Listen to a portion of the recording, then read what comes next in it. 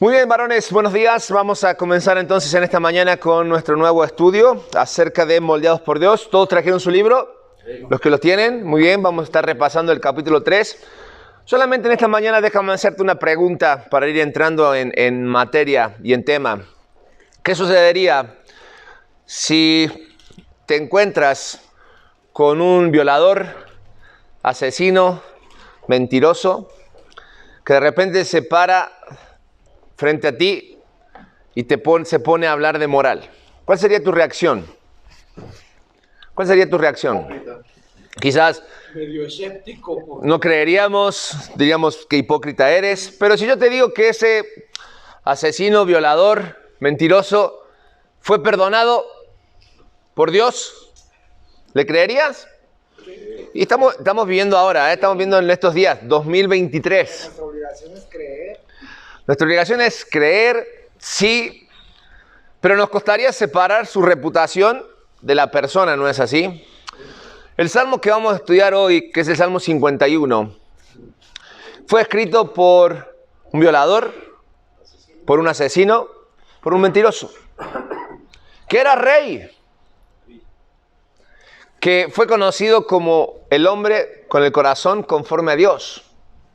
Sin embargo, cometió estas atrocidades que yo les estoy comentando. Sí, precisamente es el rey David, y es el Salmo 51, y es el salmo que él escribió después de vivir una de las situaciones quizás más difíciles, lo que marcaron para siempre su vida, y no solamente su vida, sino también su historia, y no solamente su historia, sino que la historia de absolutamente toda la humanidad.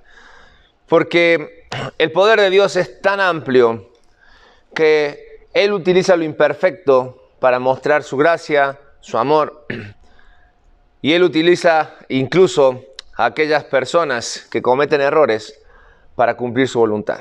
Y es lo que vamos a estar estudiando en el Salmo 51, pero antes de ir a la palabra de Dios, vamos a orar y vamos a pedir la guía de nuestro Dios para que sea Él quien hable a nuestros corazones. ¿Les parece? Vamos a orar. Padre, te damos gracias porque en esta mañana podemos estar reunidos para abrir tu palabra. Gracias por el amor que tú nos tienes, la misericordia y la gracia aplicada a nuestras vidas, Señor, y el poder compartir en esta mañana este tiempo entre varones para poder estudiar tu palabra. Sé claro en nuestros corazones, habla, Señor, en nuestras vidas, porque lo pedimos en el nombre de nuestro Señor Jesucristo. Amén y amén. Muy bien, Salmo 51, escrito por David.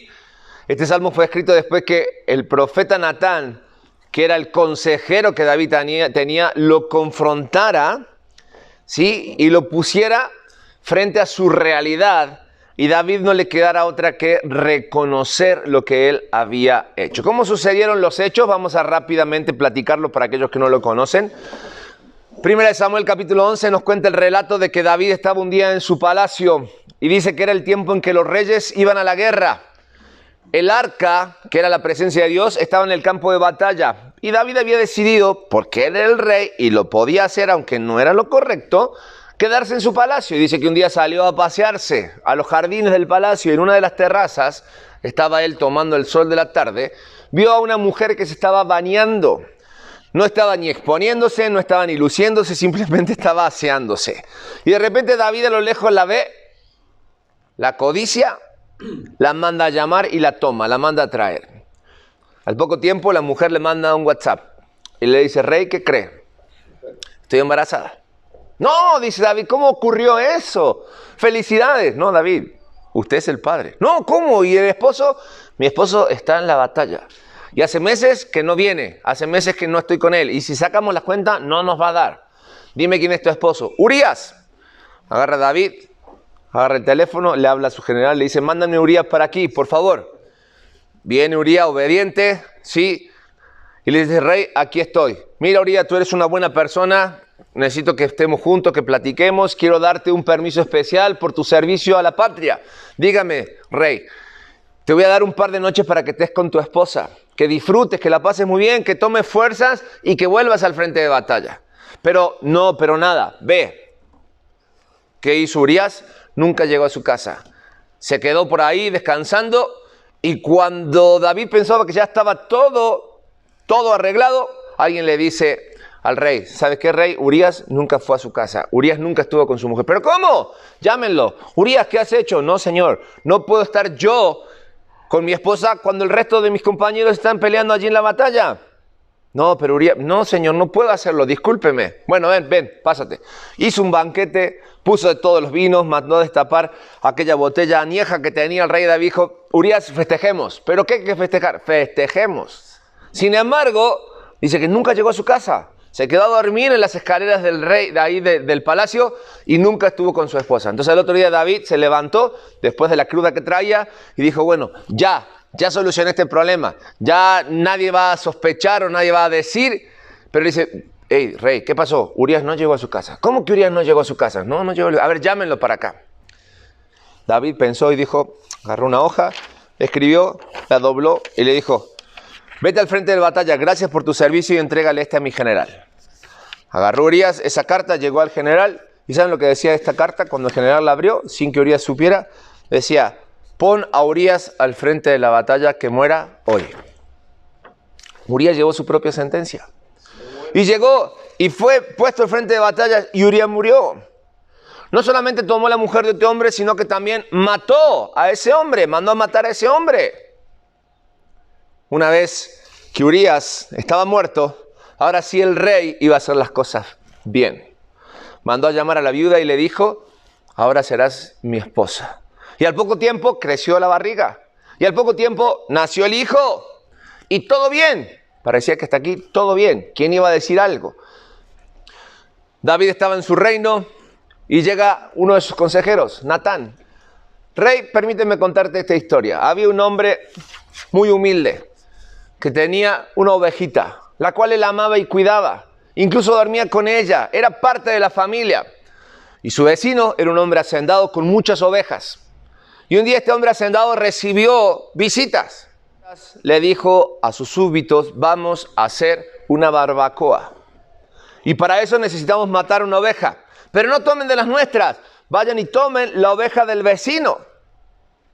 Mátenla y cocínala. En ese mismo momento que Natán estaba contando la historia, David se levantó de su trono encolerizado y emitió juicio contra esa persona, diciéndole que esa persona había roto y que era digno de muerte.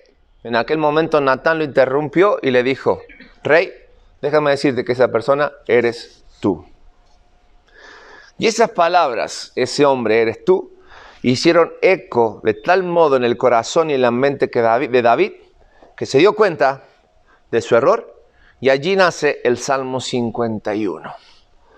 Un salmo que es un salmo de pedir perdón, de humillarse delante de un Dios soberano, todopoderoso, misericordioso y justo. Un salmo que no evitó las consecuencias de David, porque David pagó las consecuencias de su error, de su pecado. No solamente perdió a aquel niño, sino que perdió beneficios de parte de Dios. Su gran anhelo, su gran deseo de hacerle a Dios un templo, no lo vio concretado él. Sus hijos, generaciones estuvieron peleados. Lo pagó muy caro. Las consecuencias no podemos evitarlas de nuestros pecados, varones. Pero lo que Dios busca de cada uno de nosotros es un corazón arrepentido, un corazón limpio. ¿Cómo lograr y cómo llegar a ese corazón limpio? Cada uno de nosotros debe tener claramente en nuestra mente un día que marque para siempre un antes y un después en nuestra relación con Dios. Para algunos es el día en que nacieron de nuevo. Para algunos es el día que reconocieron sus pecados, pidieron perdón y comenzaron de nuevo. Para otros quizás sea hoy. Quizás sea hoy cuando descubramos el hecho de cómo tener un corazón limpio. El Salmo 51 nos muestra en forma gráfica la profundidad y las consecuencias del pecado, pero también nos enseña el alcance de la gracia y de la misericordia de Dios en un corazón nuevo. La pregunta es, y lo tienen ahí en sus hojas, ¿cómo tener un corazón limpio? Vamos a nuestras Biblias, Salmo 51, versículo 10. La palabra de Dios nos dice que David, en la oración de arrepentimiento de este salmo, hay un anhelo profundo en su corazón que le pide a Dios. Y le dice, Dios, crea en mí un corazón limpio. Un corazón limpio. ¿Cómo se comienza o cómo se tiene un corazón limpio? En primer lugar, completamos en nuestras hojas. Tenemos o comenzamos a tener un corazón limpio cuando reconocemos nuestros pecados, lo primero que tenemos que hacer es reconocer nuestros pecados y arrepentirnos. Reconocer nuestros pecados y arrepentirnos. Salmo 51, versículos 1 y 2. Ten piedad de mí, oh Dios, ¿conforme a qué? A tus misericordias. Conforme a la multitud de tus piedades, borra mis rebeliones. Versículo 2. Lávame más y más de mi maldad y límpiame de mi pecado. ¡Wow! La declaración de David al reconocer sus pecados y mostrarse arrepentido, él está reconociendo que necesita en primer lugar que sus rebeliones sean borradas. ¿Qué significa la palabra borrar? Esta palabra que tiene realmente un significado muy amplio porque es quita, borra absolutamente todo, que no quede señal, dice el rey David, de mis rebeliones. Pero más importante aún es cómo comienza este salmo, porque él dice, ten piedad de mí. ¿Y qué significa esta expresión, ten piedad de mí? Son las palabras de alguien que realmente no tiene nada de valor para dar a cambio de su vida y por lo tanto no puede ser capaz de pagar por sus delitos, por sus errores, y lo único que le queda es clamar por la piedad, clamar por favor, ¿sí?, en su vida que no lo toquen, y clamar por la gracia de aquel verdugo que está a punto de bajar el hacha para cortar o cobrar su vida. Y es interesante, hombres, pero cuando llevamos esto a nuestras vidas nos damos cuenta que al igual que el salmista, tenemos que ir delante del Señor no a disimular nuestras faltas, no a esconder nuestra falta ni presentar defensa por lo que hemos hecho en forma incorrecta delante de nuestro Dios, sino que al exponer nuestras vidas delante de su justicia, simplemente como David debemos llegar y postrarnos delante de Dios y mostrar arrepentimiento al reconocer que hemos equivocado, al reconocer que hemos pecado. Porque Dios es el mismo Dios que David está clamando, un Dios misericordioso, un Dios de gracia, pero un Dios justo, el cual no se agrada en el pecado ni permite el pecado en su presencia. ¿Quieres hacer enojar a Dios? Peca. Y Dios ofende. ¿Quieres ver molesto a Dios? Peca. Y Dios se molesta. Porque Dios no tiene ni quiere tener ningún tipo de relación con el pecado, ni mucho menos con pecadores. Por ahí dices que Dios ama al pecador pero detesta al pecado. No puede amar a uno y desechar a otro, porque el pecado está contenido en nosotros, los pecadores.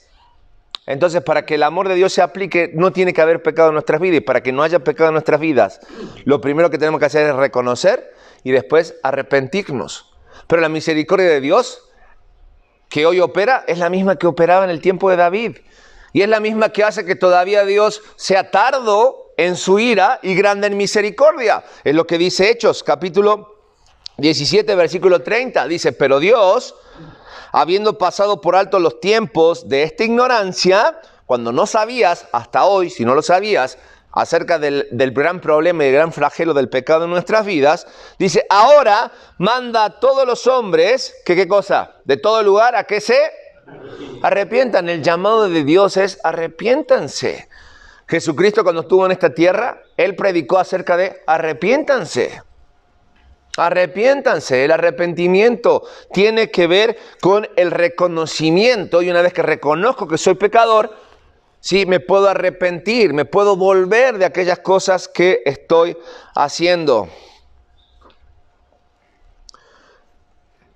David claramente entiende que su arrepentimiento y el reconocimiento de su pecado, y lo vemos muy claro en la acción que él pide que Dios haga. Borra, dijimos, también dice lávame, y vuelve a decir límpiame. Y esta acción se ve repetida en el versículo 7, donde él pide que lo purifique, donde él pide ser limpio, donde él pide ser lavado. David se sentía sucio por este pecado. David se sentía manchado. Y David claramente estaba siendo consciente de lo que él había hecho, estaba interrumpiendo aquello bello y hermoso que tenía con un Dios grande en misericordia, en amor, en paz, en justicia. Por lo tanto, nosotros tenemos que, al igual que David, entender que mientras más clara y completamos en nuestras hojas, más clara es la visión de la magnitud de nuestros pecados, o sea, más conscientes somos de nuestros pecados, tenemos que tomar conciencia de esto, mayor también será nuestra necesidad de experimentar la plenitud del perdón divino. La semana pasada hablábamos de perdón.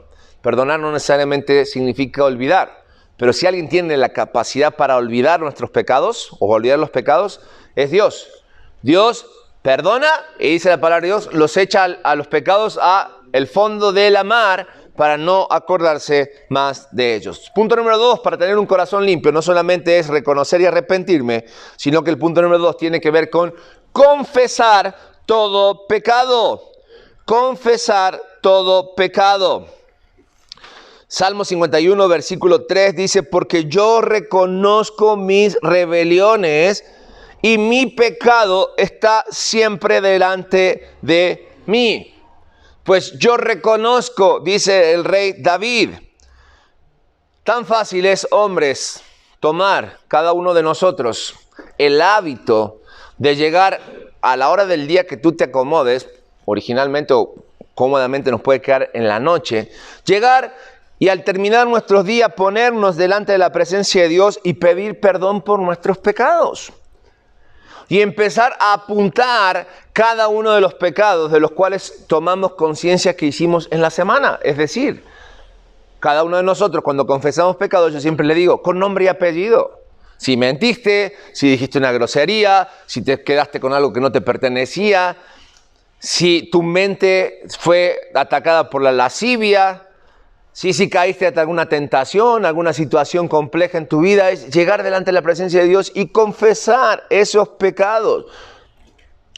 A veces pensamos que simplemente con decirle a Dios, Dios, perdona mis pecados de hoy, hasta mañana nos vemos, cuídame en la noche, amén, y nos acostamos y esperándonos despertar al otro día.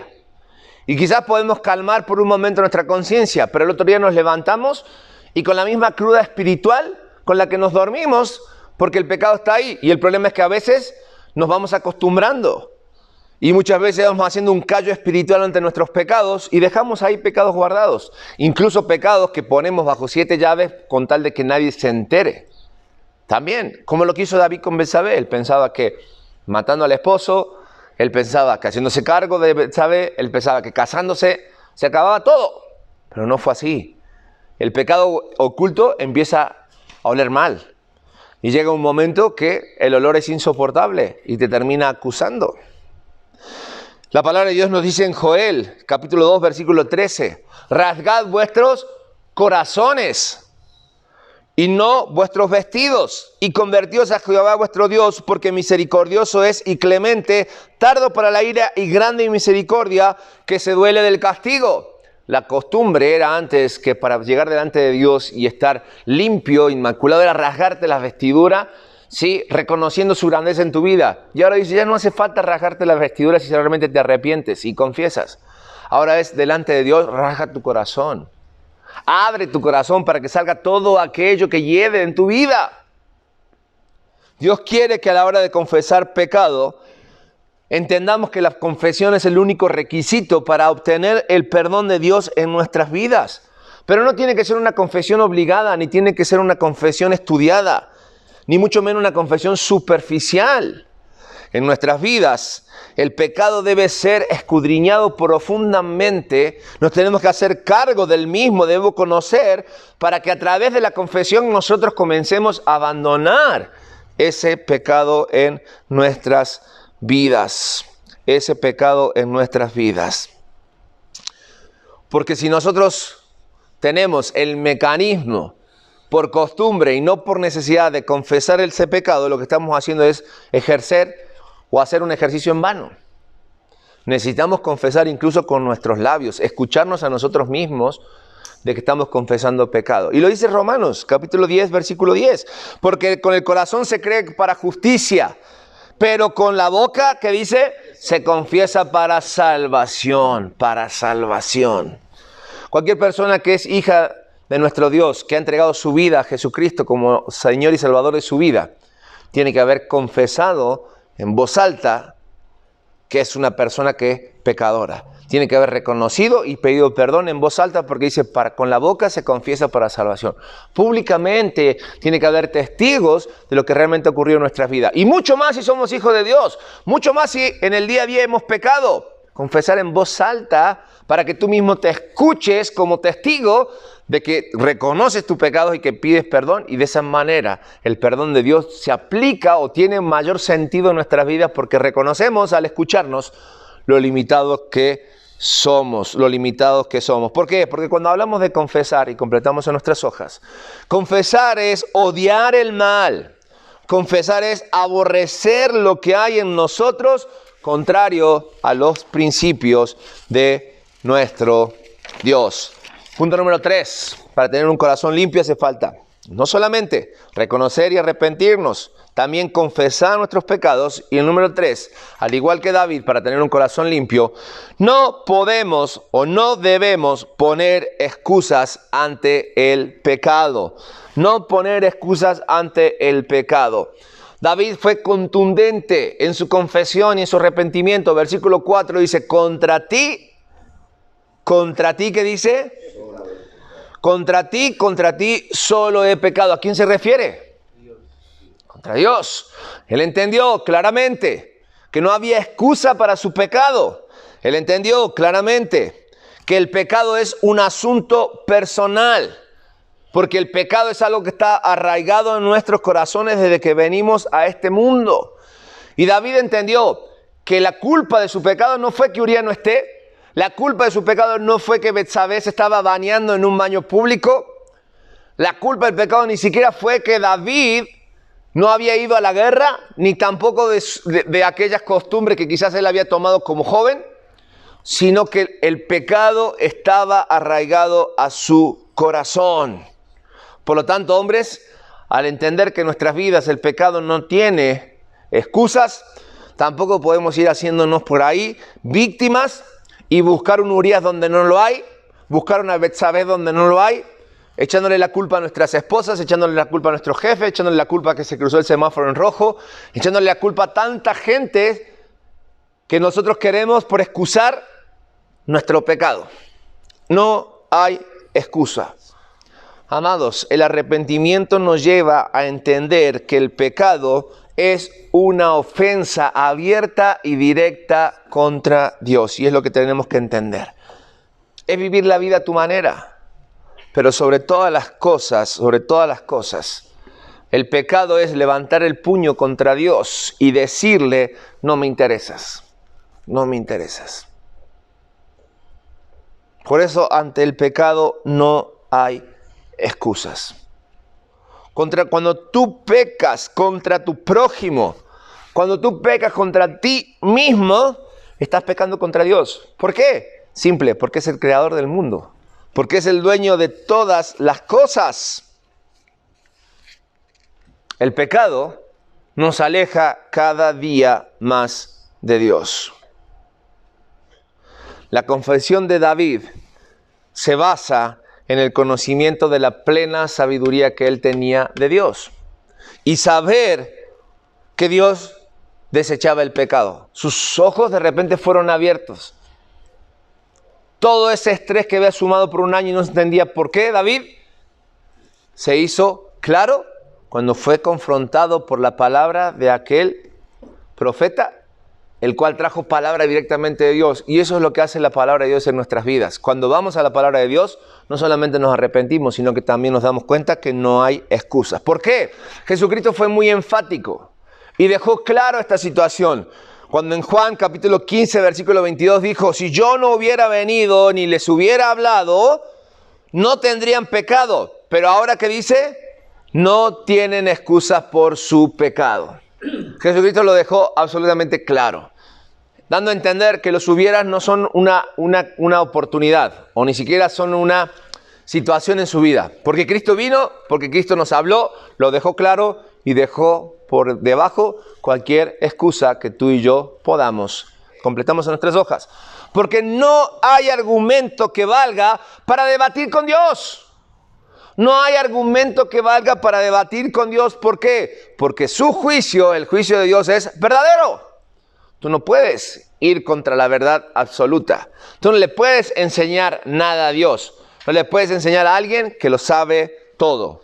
Último punto. No solamente no poner excusas, sino que aprender el camino que debo seguir. Versículos 5 al 9, David dice, he aquí tu maldad ha sido, he aquí en maldad he sido formado y en pecado me concibió mi madre. Podemos decir, bueno, aquí David está poniendo una excusa. No, David está reconociendo que él no pecó, en realidad, sí, él no falló por ser pecador, sino que por ser pecador, él falló. ¿Sí se entiende esto? Él está reconociendo que el pecado está en su vida desde que él nació. Por lo tanto, David está diciendo que definitivamente no tiene excusas y él se está reconociendo delante de Dios como pecador. Y el reconocer esto lo lleva al versículo 6, donde dice, he aquí, tú amas la verdad en lo íntimo. Es decir, conoces todo, Dios. No puedo ocultar nada delante de ti. Y en lo secreto me has hecho comprender sabiduría. Me has hecho comprender sabiduría. Purifícame con hisopo. Interesante esta imagen. El hisopo no es el cotonete que utilizamos para limpiarnos los oídos, ¿no? Que a veces pensamos. Ni es tampoco. El hisopo era una planta que se utilizaba para este rito de purificación. Incluso viene en la ley, en Levítico hablaba acerca de purificarse con hisopo. Y David se da cuenta de que él está sucio. David se da cuenta de que tiene que ser limpiado y le está diciendo, Dios, purifícame con hisopo, lávame, quiero ser limpio y ser más blanco que la nieve. Hazme oír gozo y alegría y se recrearán los huesos que has abatido. Hasta ese punto lo había llevado, el pecado lo había enfermado. Le había hecho tener dolencias desde el interior, no solamente de su cuerpo, de su corazón, sino que también de su cuerpo. Versículo 9, esconde tu rostro de mis pecados y otra vez, borra, no dejes registro en mi vida de todas mis maldades. No dejes registro de todas mis maldades. En pecado me concibió mi madre. Soy pecador por naturaleza. Necesito ser limpio. Necesito que tú purifiques mi vida. Amados, la palabra de Dios nos recuerda acerca de la realidad de nuestras vidas y nuestros corazones. Romanos capítulo 5, versículo 12 dice, por tanto, como el pecado entró al mundo por un hombre y por el pecado la muerte, así la muerte, que dice, pasó a todos los hombres por cuanto todos pecaron. Estamos a la altura, al nivel de David. El hecho de reconocer que fallamos, que pecamos, que el pecado está arraigado en nuestras vidas, que fuimos concebidos en pecado. Pero también con David podemos decir, purifícame, límpiame con hisopo. No es ir a buscar a Palestina el hisopo para limpiar nuestras vidas ya. El hisopo fue provisto por Dios a través de la persona de su Hijo Jesucristo en la cruz del Calvario. Su sangre preciosa derramada en la cruz del Calvario es la que se aplica en nuestra vida para purificarnos, para hacernos limpios. Y se quita mancha que limpia nuestras vidas de cualquier mancha, cualquier rastro de pecado y de condenación que había o que hay en nuestras vidas por el pecado. Y al igual que David, reconocer que el pecado en nuestras vidas no se limpia por algún esfuerzo que tú y yo podamos hacer, sino que es a través del poder superior y divino, del único y verdadero que puede limpiar la mancha del pecado en nuestras vidas, que es Dios a través del sacrificio de su Hijo Jesucristo. Primera de Juan capítulo 1 versículo 7 dice, si andamos en luz, como Él está en luz, tenemos comunión los unos con los otros, y la sangre de Jesucristo su Hijo nos limpia de todo pecado, de todo pecado. 2 versículos más adelante, 1 Juan capítulo 1 versículo 9 dice, si confesamos nuestros pecados, Él es fiel y justo para perdonar nuestros pecados y limpiarnos de toda maldad. Un versículo que aplica para hijos de Dios, un versículo que también nos enseña a que nosotros, hijos de Dios, que hayamos pecado, que hayamos deslizado nuestras vidas, que hayamos entregado nuestras vidas al pecado, podamos también arrepentirnos, confesar, no poner excusas y entender que Dios marca el camino de regreso a la comunión con Él. No importa, completamos en nuestras hojas, no importa cuán manchado de pecado estés. La sangre de Cristo es suficiente para borrar hasta el registro más sombrío y denso de pecado. Pero cuando vayas a confesar pecado y a pedir perdón, hazlo sincero, de corazón. Porque es muy fácil pedir perdón. Y pedir perdón así por encima. Porque pedimos perdón, dejamos el paquete delante de Dios y después nos volvemos a pecar. Y eso no es lo que Dios quiere para nuestras vidas. Porque el que se arrepiente, confiesa pecado y se aparta de la práctica pecaminosa es el que alcanza misericordia.